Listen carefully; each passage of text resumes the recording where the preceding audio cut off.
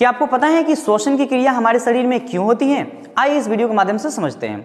याद रखेंगे, श्वसन की क्रिया हमारे शरीर में इसलिए होती है ताकि हमें ऊर्जा की प्राप्ति हो सके।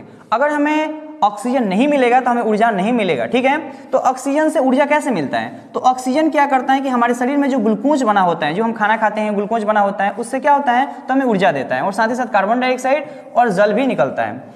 और ये जो श्वसन की क्रिया होती है दो तरीके से, अगर ऑक्सीजन की अनुपस्थिति होगी तो वो अवायवीय श्वसन होगा, और ऑक्सीजन की उपस्थिति होगी तो वायवीय श्वसन होगा।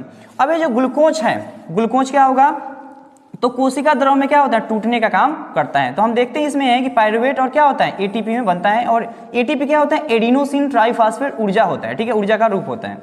अब ये घटना जो घटती है तो तीन तरह का घटना हम देखते हैं। एक होता है अमीबा में, हम देखते हैं क्या होता है कि जब ऑक्सीजन रहे ही नहीं, यानी ऑक्सीजन की अनुपस्थिति हो, उस स्थिति में क्या होता है इथेनॉल और कार्बन डाइऑक्साइड बनता है, ठीक है। तो दूसरी क्रिया हम देखते हैं कि ऑक्सीजन की अगर अभाव हो, कब हो, जब क्या होता है आप ज्यादा दौड़ते हो तो आपके शरीर की जो मांसपेशियां होती हैं वहां पे ऑक्सीजन का जो सप्लाई होता है कम हो जाता है, और जिसके कारण से क्या होता है अभिक्रिया होता है। उस अभिक्रिया के दौरान क्या होता है तो एक लैक्टिक एसिड भी बन जाता है, और ये लैक्टिक एसिड ही होता है जिसकी वजह से आपकी मांसपेशियां में क्या होती है दर्द होना शुरू हो जाता है।